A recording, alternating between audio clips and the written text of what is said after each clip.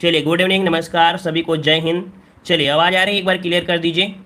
चलिए, आ रही है। और जितने लोग पहले जुड़ चुके हैं एक बार वीडियो को लाइक कर दीजिए जल्दी से। जितने लोग जुड़ चुके हैं एक बार जल्दी से वीडियो को लाइक कर दीजिए, फिर हम लोग क्लास को स्टार्ट करते हैं। चलिए चलिए, राम राम सभी को, राम राम, गुड इवनिंग। चलो, बढ़ाया जाए।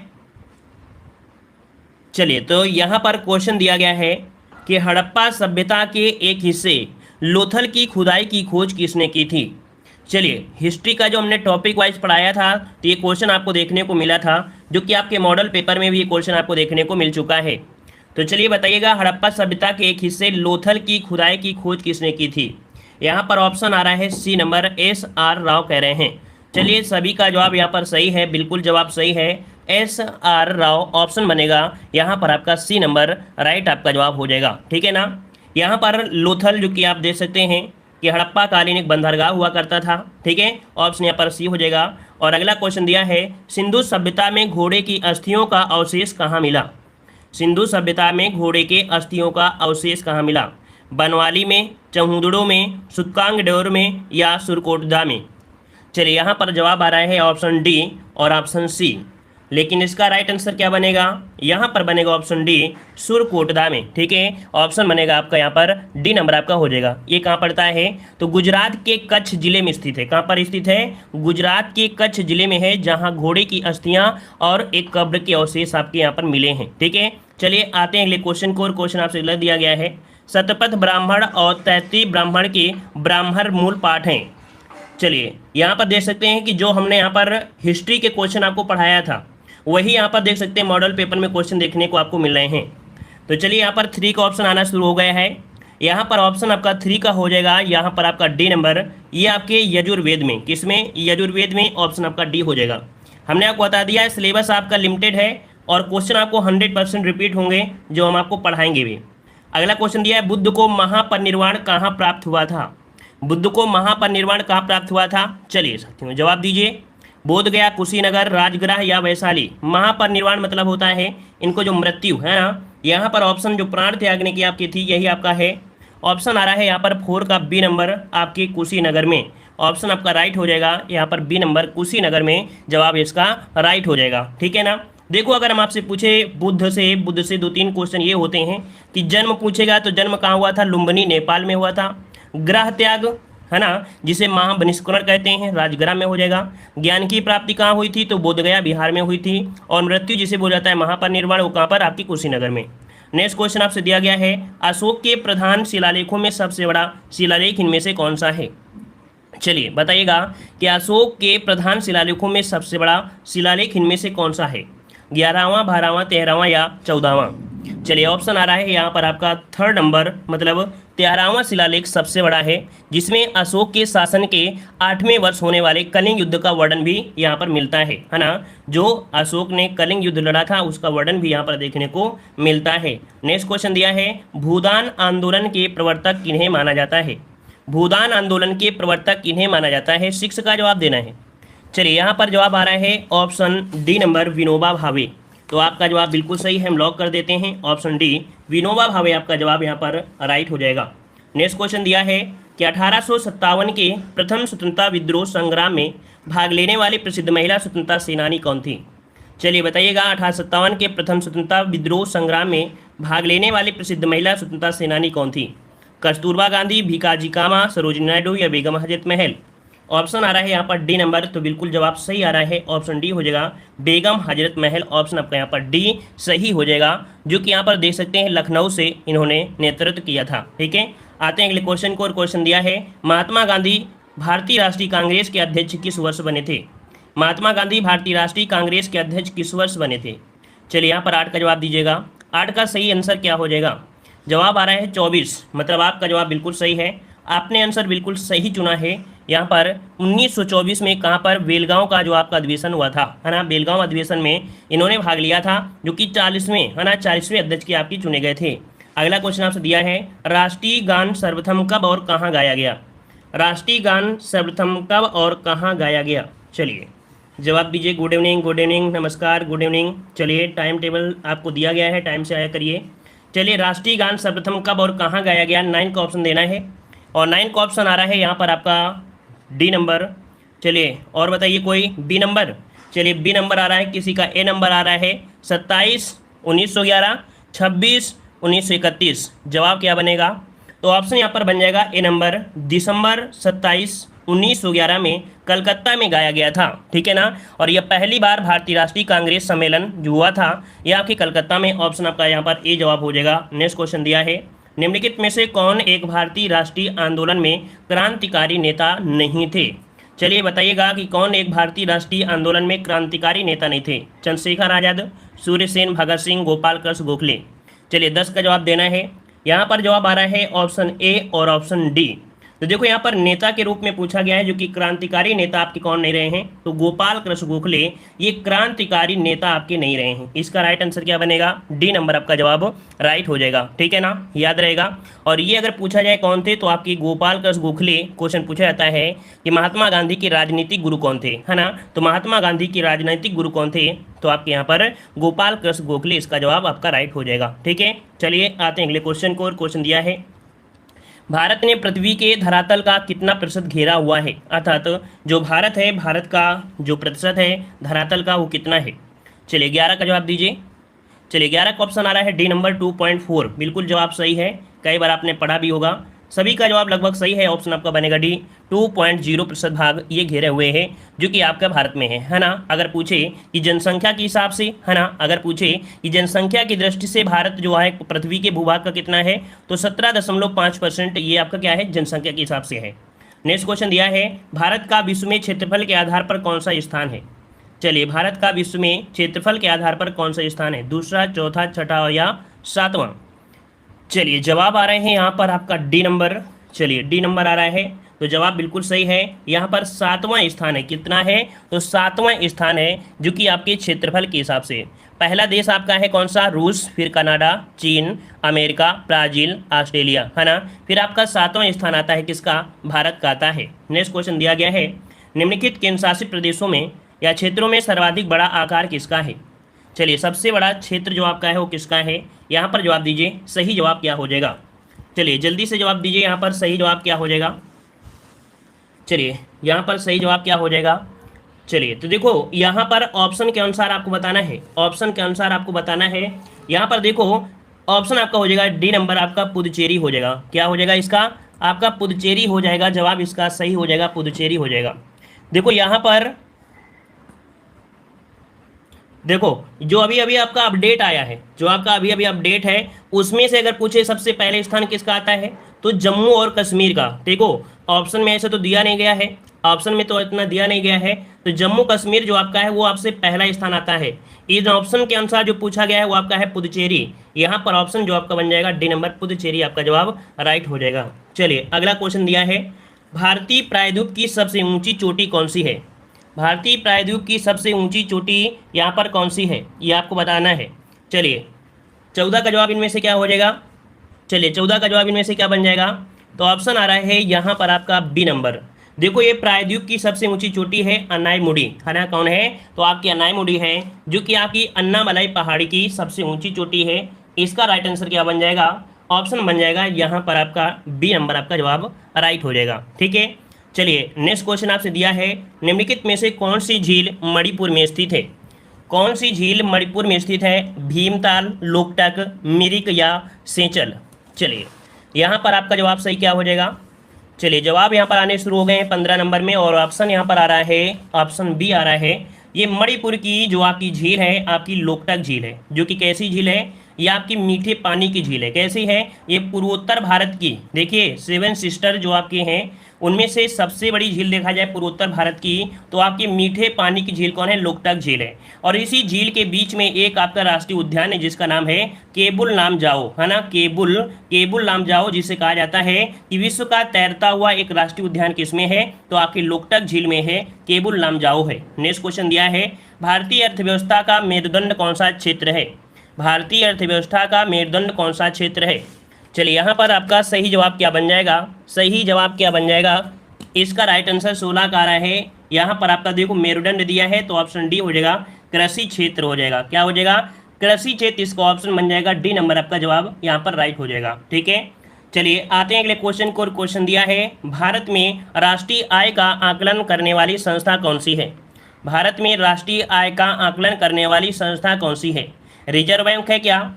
चलिए योजना आयोग है, वित्त आयोग है, कौन सा है? चलिए 17 का ऑप्शन बन जाएगा यहाँ पर आपका डी नंबर। यहाँ पर है केंद्रीय सांख्यिकी संगठन, ऑप्शन क्या बनेगा? डी नंबर है, ये राष्ट्रीय आय का आकलन करती है। ठीक है, चलिए आते हैं अगले क्वेश्चन को। क्वेश्चन दिया है, निम्नलिखित में से किस क्रांति ने तिलहनों के उत्पादन में वृद्धि उत्पन्न की है? तिलहन उत्पादन आपसे पूछा गया है, कौन सी क्रांति से संबंधित है? यहाँ पर तिलहन से संबंधित आपकी है पीली क्रांति, है ना। पीली क्रांति का संबंध किससे है? तो आपके तिलहन उत्पादन से आपकी है। हरित क्रांति तो आपकी खाद्यान्न उत्पादन से संबंधित है। श्वेत क्रांति जो आपकी है वो किससे है? तो श्वेत क्रांति दुग्ध उत्पादन से संबंधित आपकी है। क्लियर है ना, इतना पॉइंट क्लियर है? अच्छा, स्वर्ण क्रांति अगर पूछे, स्वर्ण क्रांति किससे संबंधित है? तो ये संबंधित है बागवानी से। किससे संबंधित है? बागवानी से संबंधित है। ठीक है, चलिए अगला क्वेश्चन दिया है, भारत की 12वीं पंचवर्षीय योजना का मुख्य उद्देश्य क्या था? भारत की जो 12वीं पंचवर्षीय योजना थी, इसका उद्देश्य क्या था? यहाँ पर 19 नंबर में। चलिए 19 नंबर में तो देखो, यहाँ पर सबसे तेज मतलब तेज, सतत और अधिक सम्मिलित विकास, इसका ऑप्शन बनेगा यहाँ पर आपका डी नंबर। जवाब आपका राइट। कितने सदस्यों की आवश्यकता होती है? एक सहकारी समिति के गठन न्यूनतम कितने सदस्यों की आवश्यकता होती है? 2, 5, 7 या 10? इसका राइट आंसर क्या बन जाएगा? तो याद रखिए, इसका राइट आंसर आपका होता है यहाँ पर आपका डी, मतलब 10 सदस्यों की आवश्यकता होती है। सहकारी समिति लोगों का एक ऐसा संघ है, याद रखिए सहकारी समिति है क्या? तो सहकारी समिति लोगों का एक ऐसा संघ है जो अपने पारंपरिक लाभ, जैसे सामाजिक हो गया, आर्थिक हो गया, सांस्कृतिक हो गया, इनको स्वेच्छापूर्वक सहयोग करते हैं। ठीक है, तो ऑप्शन क्या हो जाएगा? डी। नेक्स्ट क्वेश्चन दिया है, भारतीय संविधान अर्थात संविधान सभा द्वारा भारतीय संविधान को कब पारित किया गया था? चलिए बताइएगा कि संविधान सभा द्वारा भारतीय संविधान को कब पारित किया गया था? चलिए कब पारित किया गया था, जवाब दीजिएगा। जितने लोग बाद में जुड़े हैं तो सब लोग यहाँ पर भाई वीडियो को लाइक भी कर दीजिएगा। अगर पसंद आ रहा है तो दिल से वीडियो को लाइक जरूर करिएगा। यहाँ पर देख सकते हैं संविधान सभा द्वारा भारतीय संविधान को कब पारित किया गया था। चलिए किस को ऑप्शन यहाँ पर बन जाएगा? ऑप्शन बी, 26 नवंबर 1949 को ये पारित किया गया था। और इसी को एक शब्द और बोला जाता है, अंगीकृत। क्या बोला जाता है? अंगीकृत भी इसे बोला जाता है, अंगीकृत भी बोला जाता है कि कब अंगीकृत किया गया या कब बनकर तैयार हुआ। तो ऑप्शन क्या हो जाएगा? B number. ठीक है ना। और अगर ये पूछ लेता कब लागू हुआ था, तो लागू जो आपका पूर्ण रूप से लागू हुआ वो कब हुआ था? तो 26 जनवरी 1950, है ना। 26 जनवरी 1950 इसको पूर्ण रूप से आपका लागू हुआ था, है ना। चलिए आते हैं अगले क्वेश्चन को। क्वेश्चन आपसे दिया है, संविधान सभा के पहले अध्यक्ष कौन थे? संविधान सभा के पहले अध्यक्ष इनमें से कौन थे? चलिए यहाँ पर जवाब देना है, संविधान सभा के पहले अध्यक्ष कौन थे? तो 22 का ऑप्शन बनेगा यहाँ पर बी नंबर, डॉक्टर सच्चिदानंद सिन्हा। डॉक्टर सच्चिदानंद सिन्हा जो थे वो आपके पहले अध्यक्ष थे और इन्हें अस्थायी अध्यक्ष भी कहा जाता है। ठीक है, अस्थायी अध्यक्ष ने कहा जाता है ना। और यहाँ पर एक पॉइंट और शब्द लिया जाता है कि जब संविधान का उद्घाटन हुआ था, संविधान सभा का जब उद्घाटन हुआ था तो उसके अध्यक्ष कौन थे? तो इसका भी जवाब क्या हो जाएगा? B number. क्योंकि जब उद्घाटन हुआ था कब? तो पहली जो सभा हुई थी उसी में तो आपके अध्यक्ष बनाए गए थे ना। तो उद्घाटन समिति के अध्यक्ष भी कौन थे आपके? तो डॉक्टर सच्चिदानंद सिन्हा ही थे।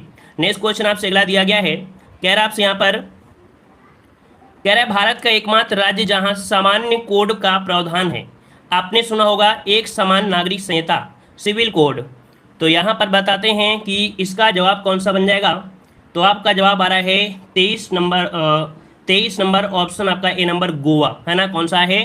तो ये आपका गोवा है जहाँ पर समान नागरिक संहिता अथवा समान आचार संहिता का यहाँ पर आपका जुड़ा हुआ है ना। तो यहाँ पर ऑप्शन क्या हो जाएगा? ए हो जाएगा। कुल मिला कह सकते हैं जो सभी धर्म के लोगों के लिए समान रूप से लागू होता है और भारत का एकमात्र राज्य गोवा में समान सिविल कोड का प्रावधान है। नेक्स्ट क्वेश्चन आपसे अगला दिया गया है, इनमें से कौन भारत का कार्यवाहक राष्ट्रपति नहीं था? इनमें से कौन भारत का कार्यवाहक राष्ट्रपति नहीं था? वीवी गिरी, डॉक्टर जाकिर हुसैन, न्यायमूर्ति हिदायतुल्लाह या बीडी जत्ती। तो 24 का ऑप्शन क्या बन जाएगा? तो देखिए यहाँ पर 24 का ऑप्शन बी हो जाएगा, डॉक्टर जाकिर हुसैन। कौन थे? डॉक्टर जाकिर हुसैन, जो कि भारत के तीसरे राष्ट्रपति थे। ठीक है, तीसरे राष्ट्रपति थे। ऑप्शन आपका बी हो जाएगा। नेक्स्ट क्वेश्चन दिया गया है, श्री रामनाथ कोविंद भारत के राष्ट्रपति रहे हैं, कौन से नंबर के राष्ट्रपति रहे हैं? चलिए 25 का जवाब क्या बन जाएगा? चलिए 16, 14, 12 या 11वां। तो ऑप्शन यहाँ पर आपका बी हो जाएगा। यहाँ पर 14वें नंबर के आपके राष्ट्रपति थे, ऑप्शन बी आपका राइट हो जाएगा। नेक्स्ट क्वेश्चन दिया है कि निम्न में से कौन सी अदिश राशि है, कौन सी अदिश राशि है। 26 का जवाब दीजिए, साइंस का क्वेश्चन है, पूछा गया है अदिश राशि। और वे राशियां जिनका केवल परिमाण होता है, दिशा नहीं होती हैं, उन्हें अदिश राशियां कहते हैं। जो कि आंसर यहाँ पर आपका आ चुका है, ऑप्शन यहाँ पर बन जाएगा ए नंबर कार्य। जो कार्य है वो आपकी अदिश राशि है। कार्य के साथ साथ जैसे द्रव्यमान, दूरी, समय, चाल, दाब, शक्ति, आवेश, विद्युत धारा, विभव, ताप, आयतन, ये सब आपकी क्या होती हैं, तो आपकी अदिश राशियां ही होती हैं। ठीक है ना। अगला क्वेश्चन दिया गया है निम्न में से कौन सी प्रक्रिया एक रासायनिक परिवर्तन है। यहाँ पर ऐसी एक प्रक्रिया बताना है जिसका एक रासायनिक परिवर्तन होता है। रासायनिक परिवर्तन यहाँ पर देखो दिया है, पौधों में प्रकाश संश्लेषण, मोम का पिघलना, पानी का संघनन और पौधों में वात्सर्जन। ऑप्शन आपका ए आ रहा है, कह रहे हैं पौधों में प्रकाश संश्लेषण। तो बिल्कुल जवाब सही है, एक रासायनिक क्रिया होती है पौधों में प्रकाश संश्लेषण, ये नंबर आपका राइट हो जाएगा। नेक्स्ट क्वेश्चन दिया है एक नाभिक में प्रोटॉन और न्यूट्रॉन को बांधने वाले बल को क्या कहते हैं। जो आपका नाभिक होता है और नाभिक में प्रोटॉन और जो आपका न्यूट्रॉन होते हैं, इनको जो बांधे रहते हैं, उस बांधने वाले बल को क्या कहते हैं। तो ये होता है प्रबल नाभिकीय बल। क्या होता है, ये होता है प्रबल नाभिकीय बल होता है। इसका राइट आंसर क्या हो जाएगा, डी, जिसे हम लोग बोल देते हैं न्यूक्लियर फोर्स। क्या बोलते हैं इसे, न्यूक्लियर फोर्स कहा जाता है, न्यूक्लियंस। ठीक है, तो ऑप्शन आपका डी हो जाएगा। नेक्स्ट क्वेश्चन दिया गया है कि आर्नियोथोलॉजी का संबंध किससे है। आर्निथोलॉजी का संबंध किससे है, आर्निथोलॉजी का संबंध किससे है। तो ये जीव विज्ञान की एक शाखा है जिसके अंतर्गत क्या किया जाता है, पक्षियों का अध्ययन किया जाता है। ठीक है, ये में आपका क्या हो जाएगा, पक्षियों का अध्ययन होता है। वहीं पर आप जानते हैं सेस्मोलॉजी है ना, वो भूकंप का होता है, तो इसमें तो आपका कोई है नहीं है, तो ऑप्शन यहाँ पर बी हो जाएगा। और अगला क्वेश्चन दिया है चींटियों के अध्ययन को क्या कहते हैं। चींटियों के अध्ययन को क्या कहते हैं। चींटियों के अध्ययन को बोलते हैं मिर्मिकोलॉजी। क्या बोलते हैं, मिर्मिकोलॉजी बोलते हैं। यहाँ पर ऑप्शन क्या बन जाएगा, ए नंबर आपका हो जाएगा, मिर्मिकोलॉजी आपका होता है। ठीक है ना। यहाँ पर दिया है हर्पेटोलॉजी। हर्पेटोलॉजी में जो होता है सरीसृप वर्ग के लोगों का अध्ययन होता है, चाहे वो आपका उभयचर हो या आपका रेप्टाइल हो। ठीक है, इसका आपका होता है। ठीक है, और आते हैं यहाँ पर अगला क्वेश्चन, यहाँ पर दिया गया है देशभक्ति में कौन सा समास है। देशभक्ति में कौन सा समास है। देश के लिए भक्ति और के लिए जो आपका होता है किस में होता है, कर्मधारय समास में होता है, सॉरी तत्पुरुष समास में होता है। ऑप्शन क्या हो जाएगा, यहाँ पर आपका सी हो जाएगा, यहाँ पर तत्पुरुष समास हो जाएगा। देश के लिए भक्ति क्या बनेगा, देश के लिए भक्ति, इसका राइट आंसर आपका सी हो जाएगा। क्लियर है ना, मतलब के लिए जो आपका होता है संबंध तत्पुरुष समास हो जाएगा। ठीक है, अगला क्वेश्चन दिया है प्रागैतिहासिक में किस उपसर्ग का प्रयोग हुआ है। प्रागैतिहासिक में किस उपसर्ग का प्रयोग हुआ है। चलिए निकालिए जल्दी से, इसका क्या बन जाएगा, उपसर्ग। उपसर्ग कहाँ होता है, तो आपके शब्दांश के पहले आपको लगा होता है। अगर इसका आप निकालेंगे तो आपका बनेगा क्या, प्राक निकलेगा। क्या निकलेगा, प्राक। ऑप्शन क्या बनेगा, यहाँ पर ए नंबर आपका राइट हो जाएगा। नेक्स्ट क्वेश्चन दिया है तुलसीदास किसकी कविता है। तुलसीदास किसकी कविता है। मुक्तिबोध, अज्ञेय, हरिवंश राय बच्चन, सूर्यकांत त्रिपाठी निराला। चलिए तुलसीदास, ये आपके ऑप्शन बनेगा डी, आपके सूर्यकांत त्रिपाठी निराला की है। ऑप्शन बनेगा डी नंबर, इसका जवाब बनेगा डी। तुलसीदास जो कि छायावादी के सलाका पुरस्कार जो कि आपके सूर्यकांत त्रिपाठी निराला का आपका है। ऑप्शन आपका डी हो जाएगा। नेक्स्ट क्वेश्चन है बहिष्कार का संधिविच्छेद क्या होता है। बहिष्कार का संधिविच्छेद क्या हो जाएगा, बहिष्कार। तो इसे आप तोड़िए जल्दी से, जब तोड़ेंगे तो हमने बताया था आधा सा जो आपका है ये आपके विसर्ग में परिवर्तन हो जाता है, और विसर्ग में परिवर्तन हो जाता है तो बही धनकार आपका हो जाएगा। ऑप्शन सी इसका राइट हो जाएगा, सी नंबर, जो कि आपकी क्या है, आपका विसर्ग संधि है। ठीक है, यहाँ पर एक रूल होता है, यदि विसर्ग संधि के पहले इकार या उकार है ना आते हैं तो यहाँ पर कह सकते हैं विसर्ग आपका हो जाता है। नेक्स्ट क्वेश्चन है निम्न में से पुल्लिंग शब्द का चयन करना है। यहाँ पर बताइए कौन सा पुल्लिंग शब्द आपका है, पहिया, लिखावट, पखावज या मंझधार। यहाँ पर 40 नंबर बताइए। तो देखो पहिया कैसा है, तो कैसा है मतलब आपका जवाब ए नंबर ही आपका राइट हो जाएगा। पहिया जो आपका है आपका कैसा है, पुल्लिंग आपका हो जाएगा। ठीक है, यहाँ पर आपका दिया गया है गद्यांश, और बारिश के लिहाज से वह साल ठनठन गोपाल था। मतलब यहाँ पर बारिश के बारे में बोला गया है। ठीक है, बारिश के बारे में है, और पढ़ेंगे तो आप आसानी से कर सकते हैं। चलिए देख लेते हैं यहाँ पर बिना पढ़े हुए क्या हम सॉल्व कर सकते हैं। तो बारिश के लिहाज से वह साल ठनठन गोपाल था। वाक्य का भाव जो पूछा गया है, इसमें से आपका भाव जो आपका है मतलब कह सकते हैं बारिश के लिहाज से वह ठनठन गोपाल। जब किसी के पास कुछ नहीं होता है तो बोलते हैं बारिश नहीं हुई थी, इसलिए बोलते हैं ठनठन गोपाल। ठीक है, अगला दिया गया है सावन सिर पर था। इस कथन का आशय कि सावन कह सकते हैं सिर पर था, क्या मतलब पास में था या दूर था, तो यहाँ पर कह सकते हैं सिर पर मतलब होता है आ चुका था, है ना, सिर पर था मतलब क्या होता है आ चुका था। ऑप्शन यहाँ पर अब सी हो जाएगा। अगला यहाँ पर दिया गया गद्यांश के हिसाब से दिया है। चलिए यहाँ पर बताइएगा कि झींसियाँ शब्द का भाव क्या होता है। परेशान मत होना, ये गद्यांश क्वेश्चन है, पूरा पढ़ेंगे तो पूरा तरीके से आ जाएगा। तो यहाँ पर अगर आपको मिलता है इसलिए हम आपको बता दे रहे हैं। यहाँ पर जो ऑप्शन आपका बनेगा वो आपका हो जाएगा कौन सा, बहुत हल्की बूंदाबांदी होता है। झींसियाँ शब्द मतलब होता है किसके लिए करते हैं, जब बहुत हल्की बूंदी होती है। ठीक है, चलिए आइए अगले क्वेश्चन को। कह रहा है हम जैसे ढीलों ने एक तरफा तौर पर रेनी डे मनाने का फैसला लिया, वाक्य में लेखक ने अपनी किस विशेषता को बताया है। मतलब ये भी आपका उसी से जुड़ा हुआ आपका है, मतलब यहाँ पर पढ़ाई में पिछड़े से है। ठीक है, चलिए कोई बात नहीं, ये आपका गद्यांश से जुड़ा हुआ था। यहाँ पर एक आपकी पंक्ति और दी गई है, कुल मिला के एक गद्यांश और आपका दिया गया है जो कि आपकी नींद से दिया है। इसमें से छोटा सा बिल्कुल गद्यांश है, पढ़ लेते हैं, इसके बाद इसके सही सही आंसर लगाने का प्रयास करेंगे। अब ना गहरी नींद में तुम सो सकोगे, गीत गाकर मैं जगाने आ रहा हूँ, अतल अस्ताचल तुम्हें जाने ना दूंगा, अरुण उदाचल सजाने आ रहा हूँ, कल्पना में आज तक उड़ते रहे तुम, साधना से सिरकर मुड़ते रहे तुम, अब तुम्हें आकाश में उड़ने ना दूंगा, आज धरती पर बरसाने आ रहा हूँ। ये पंक्ति है आपकी सोहनलाल द्विवेदी की है। ठीक है, और यहाँ पर दे सकते हैं क्वेश्चन आपका दिया गया है कि गहरी नींद में सोने का अर्थ यहाँ पर क्या बोला गया है। गहरी नींद का सोने का इसका अर्थ जो आपका निकलेगा वो आपका हो जाएगा बेखबर होना। क्या होता है बेखबर होना, किसी प्रकार की टेंशन नहीं होना, ऑप्शन सी। नेक्स्ट क्वेश्चन दिया है कि कभी लोगों को कहाँ नहीं जाने दे रहा है, कहाँ नहीं जाने दे रहा है, तो कह सकते हैं पतन की राह पर, जो पतन की ओर जा रहे हैं उनको नहीं जाने दे रहा है, ऑप्शन आपका डी हो जाएगा। और अगला क्वेश्चन दिया गया है कि किस तरह के व्यक्तियों को संबोधित कर रहा है, कवि किस तरह के व्यक्तियों को संबोधित कर रहा है। तो यहाँ पर आपका 48 में मतलब कि जो जीवन की कठोर वास्तविकताओं से बेखबर हैं, जो जीवन की कठोर वास्तविकताओं से बेखबर हैं, उनकी यहाँ पर संबोधित कर रहा है। और अगला दिया है कि कवि लोगों को क्यों जगाना चाहता है, क्यों जगाना चाहता है, ताकि मनुष्यों में गतिशीलता आ सके और वे प्रगति के पथ पर आगे बढ़ सकें। इसका ऑप्शन आपका बी हो जाएगा। अगला क्वेश्चन दिया है कि अतल अस्ताचल तल तुम्हें जाने ना दूंगा पंक्ति में कौन सा अलंकार है।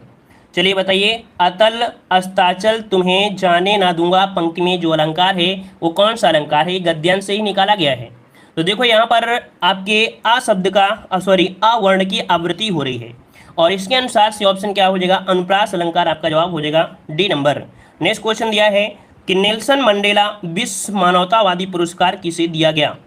नेल्सन मंडेला विश्व मानवतावादी पुरस्कार किसे दिया गया, यहाँ पर आपका 61 का ऑप्शन बन जाएगा कौन सा, राइट। तो 61 का जवाब यहाँ पर आपका सही हो जाएगा, सही हो जाएगा कौन सा भाई। चलिए करंट अफेयर का क्वेश्चन आपका है, करंट अफेयर से आपके क्वेश्चन आपके हैं, तो यहाँ पर आपका 61 का ऑप्शन बी हो जाएगा। ये हैं आपके रवि गायकवाड़, कौन है, रवि गायकवाड़ हैं, इन्हें नेल्सन मंडेला विश्व मानवतावादी पुरस्कार दिया गया, ऑप्शन बी। नेक्स्ट क्वेश्चन है भारतीय सेना द्वारा ह्यूमन राइट्स सेल का प्रमुख किन्हें बनाया गया है। ये बताइएगा कि भारतीय सेना द्वारा ह्यूमन राइट्स सेल का जो बनाया गया है प्रमुख को किसे बनाया गया है, ये है आपकी गौतम चौहान, ऑप्शन इसका डी हो जाएगा गौतम चौहान। ठीक है, चलिए काफ़ी लोगों के करंट अफेयर की क्वेश्चन अच्छे जाते हैं।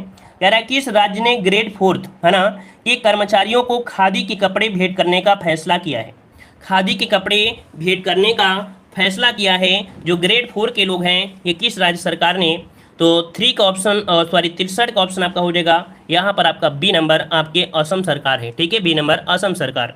अगला है गोवा मुक्ति दिवस कब मनाया जाता है। गोवा मुक्ति दिवस कब मनाया जाता है, यहाँ पर 64 का जवाब आपको याद होगा, आपके 19 दिसंबर, ऑप्शन आपका हो जाएगा ए नंबर। ठीक है, अगला क्वेश्चन आपसे दिया है कि अर्जेंटीना में फुटबॉल खेलने वाली पहली ट्रांसजेंडर महिला कौन सी है।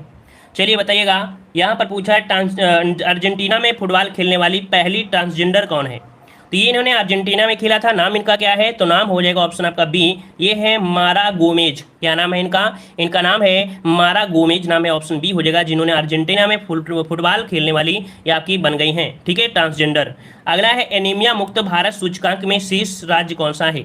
एनीमिया मुक्त भारत सूचकांक, इसमें से जो आपका शीर्ष स्थान है आपको बता दें तो इन ऑप्शन में ऐसा कोई नहीं है, जबकि पहला स्थान आपके यहाँ पर एमपी का है, ठीक है, दूसरा स्थान आपके उड़ीसा का है और तीसरा स्थान आपका हिमाचल प्रदेश का है। लेकिन इन 4 ऑप्शन में अगर देखा जाए तो 4 ऑप्शन में आपका हरियाणा है, इसको ऑप्शन आपका सी यहाँ पर हो जाएगा सी नंबर। ठीक है, अगला क्वेश्चन दिया गया है कि बॉर्डर गावस्कर ट्रॉफी में किन बल्लेबाजों ने शतक बनाया था। यहाँ पर एक ट्रॉफी है बॉर्डर गावस्कर ट्रॉफी, और इसमें से बल्लेबाजों ने शतक बनाया। कौन से बल्लेबाज थे? तो ये थे आपके मार्सन लाबुसाने, स्टीव स्मिथ, अजिंक्य रहाणे, मतलब ये सभी थे जिन्होंने यहाँ पर शतक लगाया है। ऑप्शन डी हो जाएगा। नेक्स्ट क्वेश्चन है प्रगति मैदान रेलवे स्टेशन का नया नाम क्या है। चलिए बताइएगा, प्रगति मैदान रेलवे स्टेशन का नया नाम इनमें से कौन सा है। चलिए 68 का जवाब आपने पढ़ा भी होगा, कई बार हमने भी पढ़ा है इस करंट अफेयर को। ऑप्शन आ रहा है यहाँ पर B number, supreme court metro station. क्या हो गया है? प्रगति मैदान रेलवे स्टेशन का नाम सुप्रीम कोर्ट मेट्रो स्टेशन रख दिया गया है। ऑप्शन आपका बी हो जाएगा राइट। नेक्स्ट क्वेश्चन दिया है यार आपसे, जायर अल बहर युद्धाभ्यास होता है। एक युद्ध अभ्यास दिया है, नाम क्या है? जायर अल बहर। ये युद्ध अभ्यास होता है किन दो देशों के बीच में? तो आपके भारत और कतर के बीच होता है। ऑप्शन क्या बन जाएगा? ए नंबर, भारत और कतर के बीच आपका है। ठीक है। नेक्स्ट क्वेश्चन दिया गया है, बिहार के राज्यपाल कौन हैं? बिहार के राज्यपाल कौन हैं? चलिए जगदीश मुखी हैं, आनंदीबेन पटेल हैं, फागू चौहान या जगदीप धनखड़ हैं। ऑप्शन आ रहा है सी नंबर, यहाँ पर फागू चौहान। आपका जवाब बिल्कुल सही है, फागू चौहान इसका आपका राइट आंसर हो जाएगा। नेक्स्ट क्वेश्चन दिया है, किस भारतीय महिला खिलाड़ी ने प्रथम बार ओलंपिक खेलों में पदक प्राप्त किया। एक क्वेश्चन आपको हमेशा मिलता है, स्टैटिक जीके का क्वेश्चन है, हमेशा मिलता है। और जहां पर आपका हमने आपकी स्टैटिक जीके में पढ़ाया भी है कि आपकी कर्डम मल्लेश्वरी हैं। सन 2000 में आपकी कह सकते हैं कि 69 kg है ना, इन्होंने 69 kg जो आपका वेट लिफ्टिंग होता है उसमें इन्होंने कांस्य पदक प्राप्त किया था। ऑप्शन बी हो जाएगा। नेक्स्ट क्वेश्चन दिया है कि कौन सा शहर वर्ष 2022 की शीतकालीन ओलंपिक और पैरा ओलंपिक की मेजबानी करेगा। चलिए 2022 की शीतकालीन ओलंपिक और पैरा ओलंपिक इसकी मेजबानी करने वाला जो आपका है वो आपका बीजिंग है। कौन है आपका? बीजिंग है। ऑप्शन आपका ए राइट हो जाएगा, बीजिंग। नेक्स्ट क्वेश्चन दिया गया है कि भारत की आयोनिका पाल निम्नलिखित में से किस खेल का प्रतिनिधित्व करती हैं। यहाँ पर एक नाम दिया गया है, नाम क्या है आपका? आयोनिका पाल, है ना। और ये कौन सा खेल खेलती हैं? याद रखिए, निशानेबाजी। ऑप्शन क्या बनेगा? ए नंबर, निशानेबाजी। ऑप्शन ए का आपका ए राइट हो जाएगा। अगला दिया है, निम्न में से किसको मैग्सेसे पुरस्कार नहीं मिला है। किसको मैग्सेसे पुरस्कार नहीं मिला है?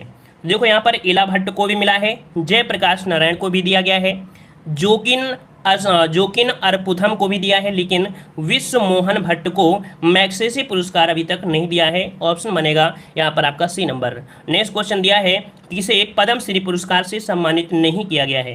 किसे पद्म श्री पुरस्कार से सम्मानित नहीं किया गया है?